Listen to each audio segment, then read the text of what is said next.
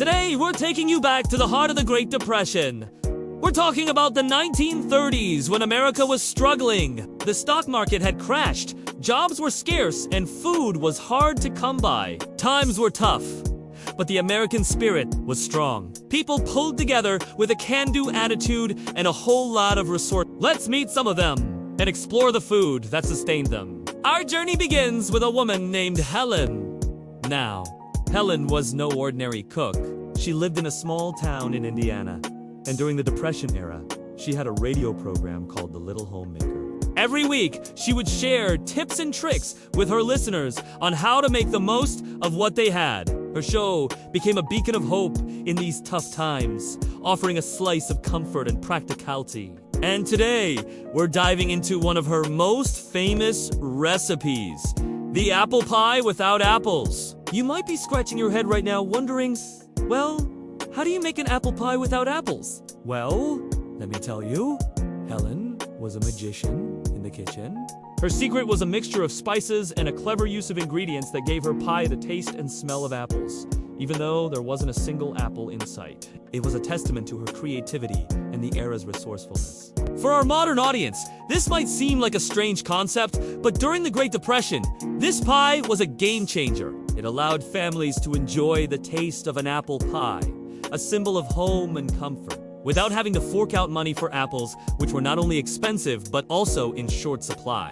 Helen's recipe was a way to make the most of what you had, stretching every ingredient to create a meal that brought a little bit of joy into people's lives. Next up, we travel to the dusty plains of Oklahoma, where we meet Martha, a mother who had to feed her family on a meager budget. During the Dust Bowl years, jobs were scarce, and food was hard to come by. But Martha refused to let her family go hungry. With a mix of determination and ingenuity, she turned the little she had into meals that nourished her family both physically and emotionally. And one of her most cherished recipes, corn pone, became a staple in their household. Corn pone is a traditional Native American dish made from cornmeal and water, cooked in a Dutch oven over an open fire. It's a simple dish, but it's incredibly filling, making it perfect for families who needed to stretch their food supplies. All Martha had to do was combine the ingredients, boil them for a while, then let the dish bake slowly in the embers of a fire. The result was a bread that was hearty, filling, and packed with flavor. In a time when supermarkets were just a distant dream and fresh produce was a luxury, corn pone was a lifesaver. It provided a nutritious and filling meal that didn't require much more than cornmeal. A readily available and affordable ingredient. Moreover, it was a versatile dish that could be served for breakfast, lunch, or dinner. And it could even last for days, making it perfect for families who didn't have access to regular meals. More than just a recipe, corn pone was a symbol of resilience and resourcefulness during one of America's toughest eras. It was a testament to the strength of the human spirit and the power of community. Now, our journey takes us to the bustling streets of New York City, where we meet Maria, a young immigrant who dreams of a better life in America. When the Great Depression hits, her dreams were put on hold. She found herself struggling to find work and provide for her family. But, despite the challenges she faced, Maria refused to give up. She held on to her dignity and her hopes for a brighter future. With limited resources, she turned to cooking as a way to provide for her family. She rum family recipes that had been passed down through generations, adapting them to the ingredients she could find in the city. One of her most treasured recipes was arroz con ganjos. This traditional Puerto Rican dish made with rice, pigeon peas, pork, and spices is a celebration of flavor and texture. Despite the simplicity of the ingredients, the dish is incredibly flavorful, a testament to Maria's culinary skills and the richness of her cultural heritage. During the Depression era, this recipe became a lifesaver for Maria and her family. It provided a nutritious and filling meal that could be made with inexpensive and readily available ingredients. It also brought a taste of home to Maria, reminding her of the warmth and comfort of her homeland. As Maria served this dish to her family, she knew she was giving them more than just food. She was giving them a piece of their heritage, a symbol of their resilience, and a reminder that even in the toughest of times, the love of family and the richness of culture could nourish the soul. Now, let's visit Ruth, a farmer's wife in the heartland of America. Life on the farm was tough during the Depression. Crops were failing, and livestock were struggling. But Ruth refused to let the hard times break her spirit. With a strong sense of community and a can-do attitude, she turned to her neighbors and friends for support.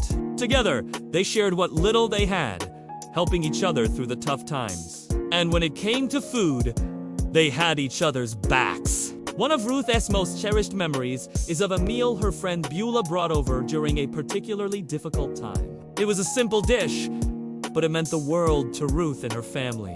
It was beans and cornbread. For Ruth, this meal represented more than just sustenance. It was a symbol of the kindness and generosity of her friends. These humble beans and cornbread became a source of strength for her family, providing them with the nourishment they needed to keep going during one of America's most challenging periods.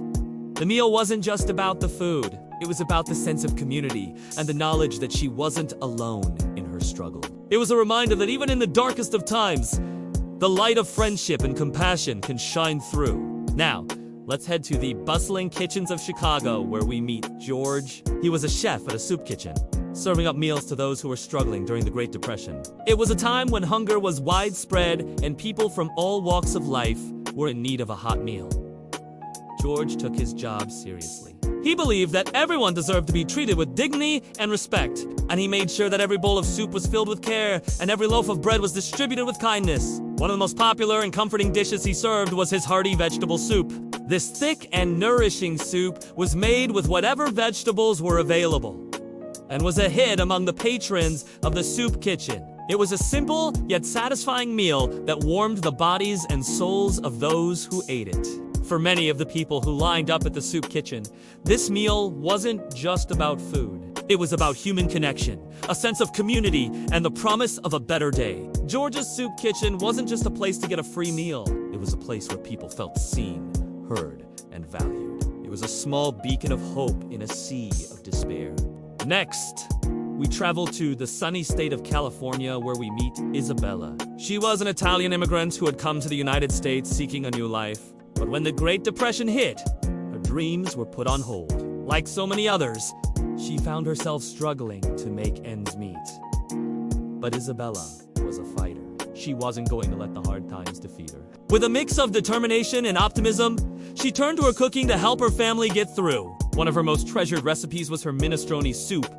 This traditional Italian soup is a hearty blend of vegetables, pasta, and beans. It's a celebration of flavors and textures, and it's also incredibly filling, making it perfect for families who needed to stretch their food supplies. In the heart of California, where fresh produce was abundant, Isabella was able to make this soup with a variety of vegetables, each adding its unique flavor to the mix. For Isabella and her family, this minestrone soup wasn't just a meal. It was a symbol of their heritage, a reminder of the warmth and comfort of their Italian roots. It was a testament to the power of family and the importance of community.